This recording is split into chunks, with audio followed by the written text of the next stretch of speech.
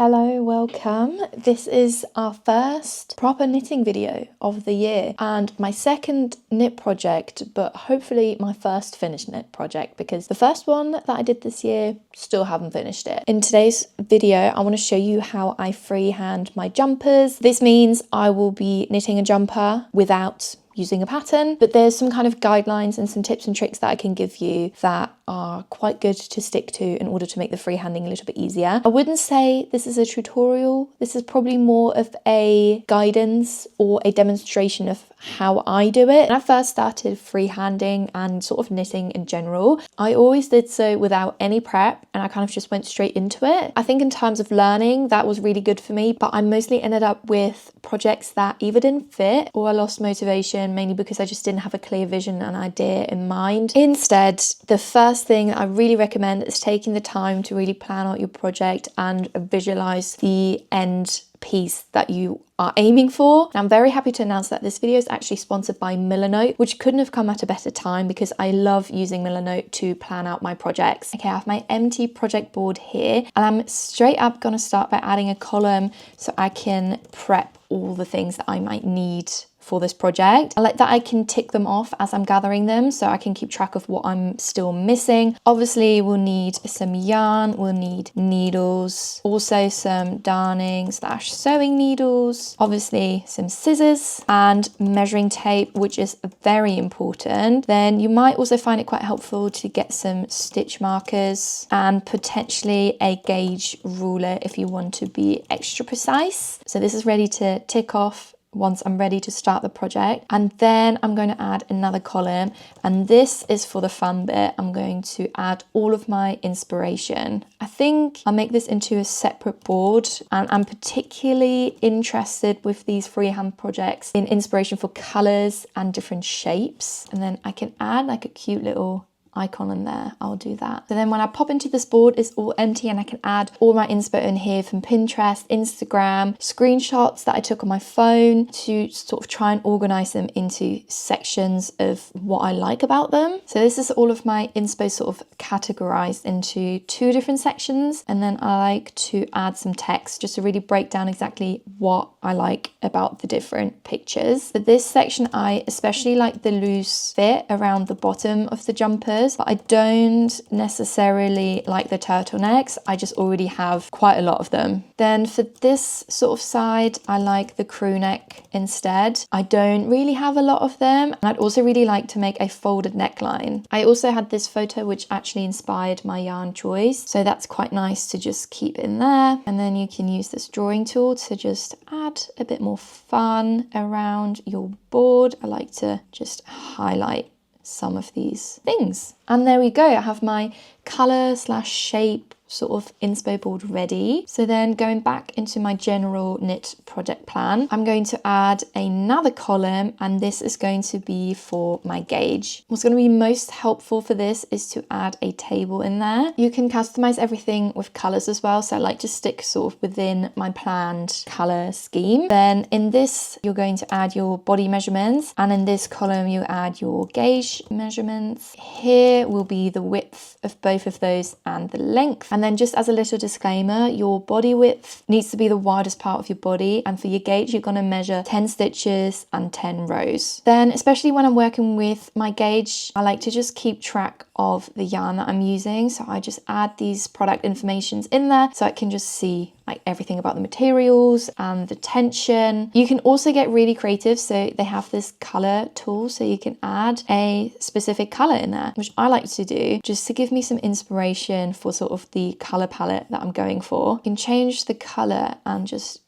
drag it. Then I'm just gonna put a little arrow there to connect the color with the photos. And then this is pretty much everything that I need for the visual sort of inspo. I think I might do a little doodle of what the finished result is going to look like as well. I can drag and drop the drawing around and just give my little doodle a little description. It's time to think about how to actually make this project. So I'm going to add a little step-by-step column. So in here, I'm just going to write all the different steps that we need to take in order to make this project. We'll refer back to this throughout the video sort of as we go along, and the nice thing is we can tick each step off as we're going through them. I find this really makes the project a lot less daunting and just a bit more achievable. And with that, I have everything that I need to get this project started. Now, this is only one of the many ways that I like to use Milano. It makes starting a new project really, really easy. It has over 100 built-in templates available for every type of creative project. For example, I like to use the craft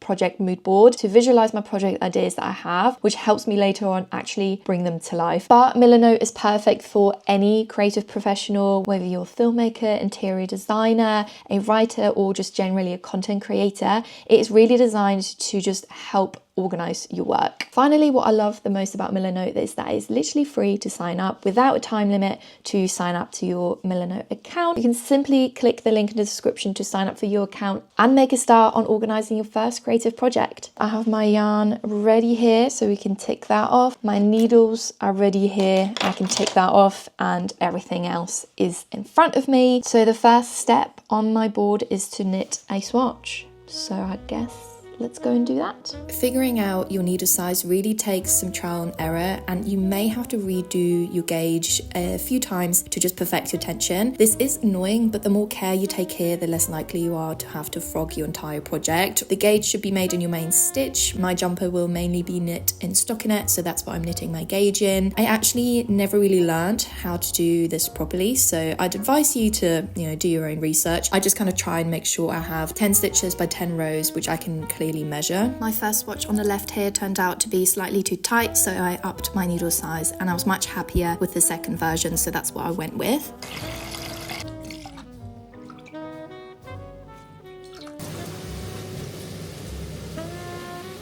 Okay, so now that I've done my swatch and I've blocked it and I've measured it and I've taken my body measurements, I can now calculate the cast on stitches. And for that, you want to follow this formula, which is your body width divided by your swatch width, and then you times that by your amount of stitches. I calculated 105 centimeters divided by 7 centimeters, and that result I times by 10.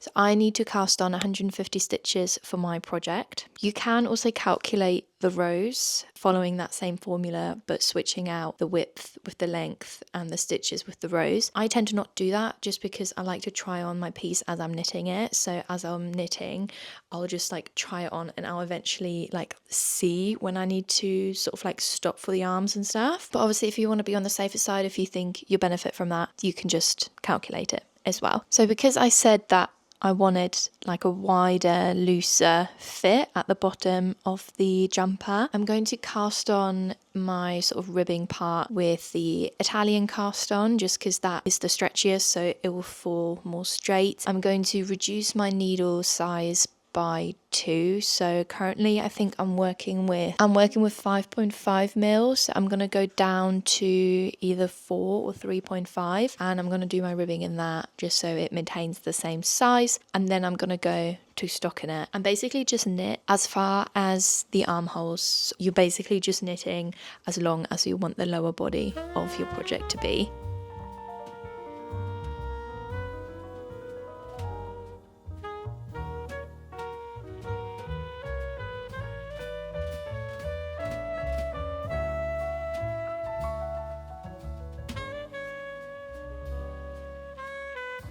Time has flown by, so I need to get ready for bed. But this is the progress I've made. It looks a lot smaller on the needles just because the wire what's that called? The cable, Jesus, I'm too tired to function. It looks small because the needles are short anyways. I made all of this ribbing and then this bit of stockinette. Still lots to do, but I'm gonna go to bed and keep working on this over the next few days until I reach that sort of armhole length, and I'll check in with you then. I think I'm now getting to the point where I can split the front and the back and knit those separately, because this seems like a pretty good length. The jumper I'm wearing is longer than what I want this jumper to be, so if I hold it sort of against this way, I think this is long enough now. So all I'm gonna do now, once I've made my way back to the beginning, you can see here's my end from where I started, is I'm going to count all of my stitches, divide them by 2, and then that result is how much I'm going to split.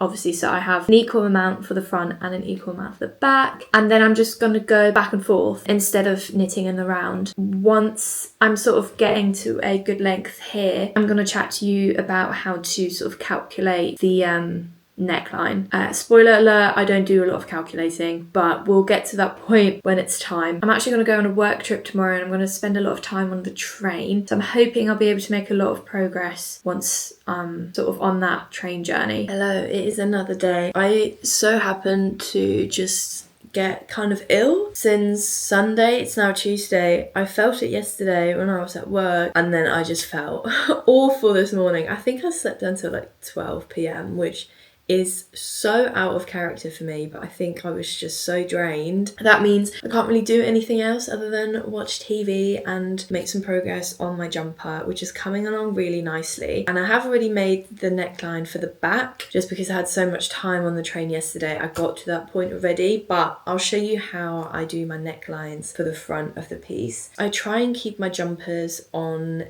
their like cord as much as I can, just simply out of laziness. This is the front, and genuinely there isn't really any maths, it's just based on vibes. So that's why I said at the beginning that this isn't a very detailed tutorial. I kind of just hold my jumper up to where I sort of want it to split for the neckline, and then I kind of just hold it out and sort of figure out where I'd want to start the sort of like decreases, which is about here. I calculate an even amount of stitches on the left and on the right so that the middle stitches are even in the middle of my project. I think what really helped me figure out the decreases and the shapes of jumper and necklines is looking at photos of decreasing of crew necks and stuff. Like I said, I've never actually really learned how to like do the maths of them properly. It's just really from like observing photos. So if you do lots of decreases row after row, obviously it will split more like that. Whereas if you kind of skip every row,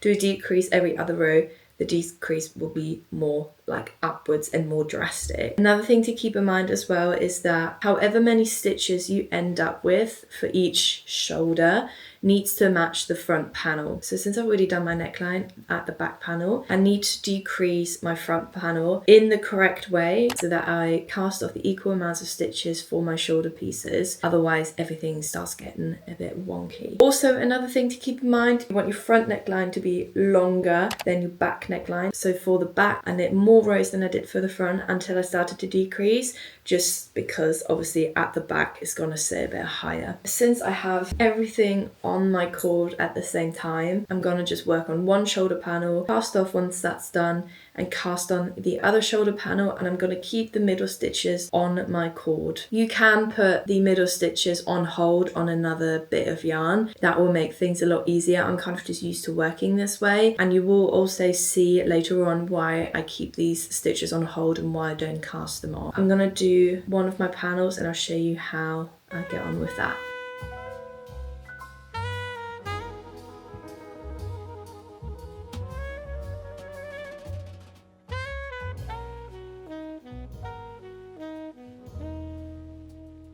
So I've done one of the shoulder panels for the front. This will essentially sit here. Once I've cast this off, I like to leave a really long end because then I don't need to like cut any more ends essentially to connect the front and the back shoulder panel, and I can just use this to like sew it together. I did 4 rows of increases, and then I want to say I did 4 decreases on every other row, and then I just knit the remaining rows back and forth without decreases to really create that long shape. Now this is going to look and feel quite wide, but you're going to have to remember you're going to add some ribbing around it, so that will leave me a nice gap to add that ribbing. I'm just going to repeat the same on the other side, and then I'll show you the next step. It's starting to get quite dark now. I have cast on my shoulder panels, so I have the front and the back, front and back, and then if I hold it together you can somewhat see how the front has more of a scoop then the back. Obviously my middle stitches are still on hold. I'm now going to sew the shoulder panels together. I like doing that with just a crochet hook because I find it quicker, but you can obviously sew them together however you want. Probably will need to find a crochet hook somewhere, which I don't really know where I put them all.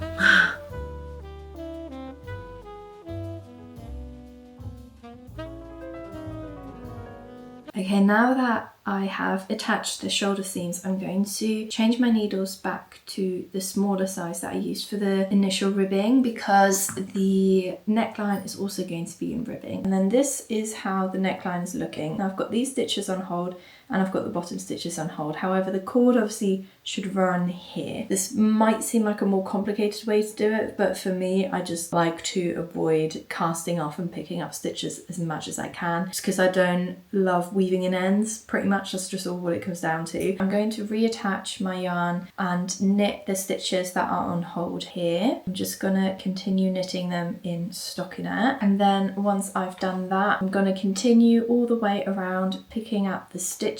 And then once I get to these stitches that are on hold, I'm going to knit them as well. Continue picking up stitches, and then once I've picked up all the stitches and I end up back where I just reattached my yarn, that's where I'm gonna then start the ribbing pattern again. I'm gonna do that and then I'll show you how that looks. Okay, all of my stitches have been picked up and I've done the first row of ribbing, and now we have a nice even circle of a neckline that I can work on now. I'm quite keen to do a double neckline, so I'm gonna be at this for a while, but what is really important at this point is to just keep trying it on as you work on the neckline, because you will eventually get to a point where you don't really want to make any more rows, and the best way to figure that out is by just trying it on and seeing how it fits. So I'm gonna be at this for a while and just get my neckline all nice and plump.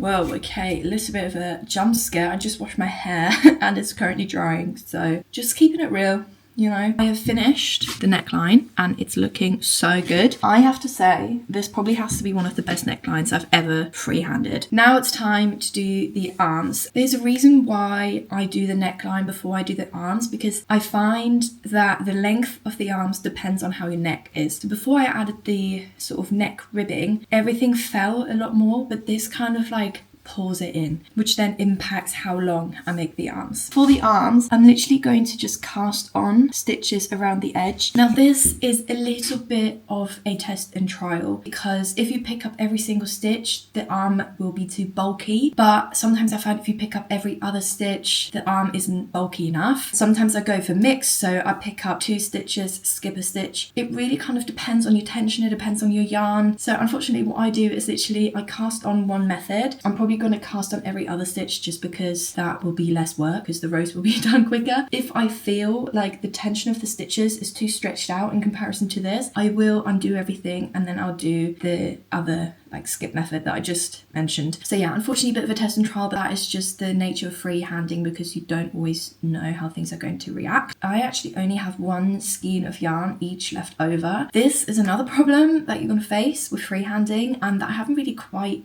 found the solution to yet, is that because you're not following a pattern, you don't quite know how much yarn to order. So I kind of always just guesstimate, and usually my guesstimate is wrong. So what I had to do is order more yarn, so I need to wait for that to arrive. Part of me is thinking there's a way that you weigh your swatch and then calculate that in relation to the weight of your skein. However, I'm confused because I'm using 2 separate skeins with different weight measurements. I'm not sure how I would calculate that. So if anyone has done that before, if anyone has the answer to that, do tell, because that would solve a lot of issues. If you've come from doing your ribbing neckline, as I have done, remember to change your needles back to your main body size needles, because I've done it more than I'd like to admit, where I have made significant progress on my arms, but in the smaller needle size, and then I'd had to do it all over again. Also, we've had our new sofa arrive, so I'm no longer sat on chairs, but I am washing the sofa fabric at the moment, so kind of just sat on blankets. I think I am sharing all about the new sofa in one of my house vlogs if you want to see more on that, I guess. I can already tell that the skipping every single stitch is not going to work because the gaps between the stitches on the cord are too wide. Obviously, this isn't the best representation of what the stitches are going to look like because they are still on the needle, but just as I'm kind of trying to relax it a bit, this is too gappy, and ideally I'd want another one in between each, because otherwise if I sort of stretch the arm out a bit, this goes even wider. So I'm going to frog this cast on again, pick up one stitch, skip one, pick up two, skip one, pick one, and so forth.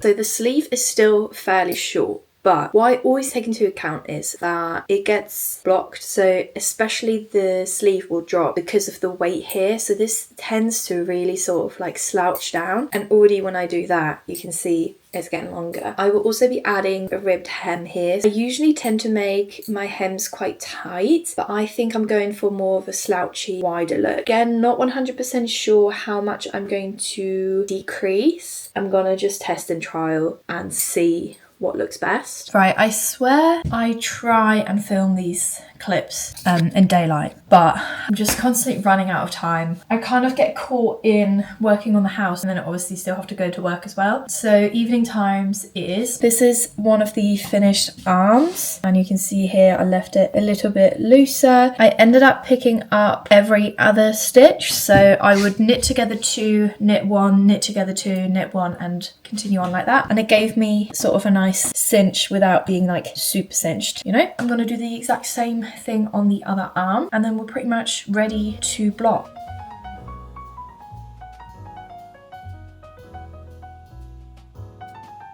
Hello, welcome to my bathroom. Ignore the state of it, as I mentioned earlier, we're still in the reno phase. I have finished my jumper and now it is time to block it. This really is where the magic happens, and I'll show you how I block it. I used to be really scared to do this. I was very overwhelmed with all the information out there, but really there's no need to overcomplicate it. I do it very simply and I'll show you now. So what you need is obviously your jumper, then I have some fabric conditioner and just a big pot where you can put your jumper in. You can do this in your sink. I sometimes, if I have smaller pieces, just do it in a small bowl, but because this jumper's a bit bigger, I'm going to use this like wash basket. And then I'm going to pop this in the shower, and you're going to want to fill it with sort of lukewarm water. If you're unsure though, I'd always go with a slightly colder temperature rather than a super hot temperature, because you don't want to shrink it.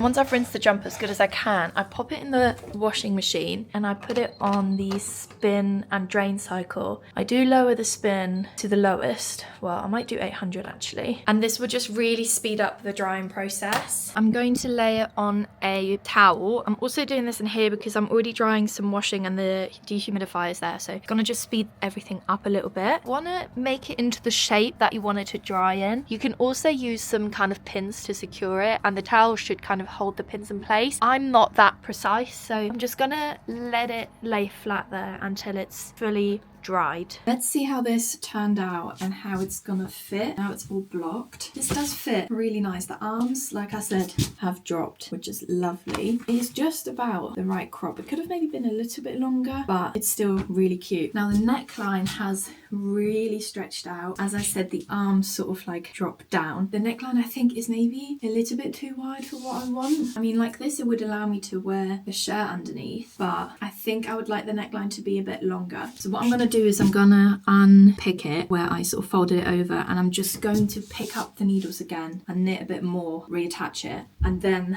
I think I'm pretty happy with it. I'm also going to add some elastic in here, so it's going to keep the top a bit tighter together, because otherwise this is quite loose. So I'm just going to grab this elastic and like feed it through.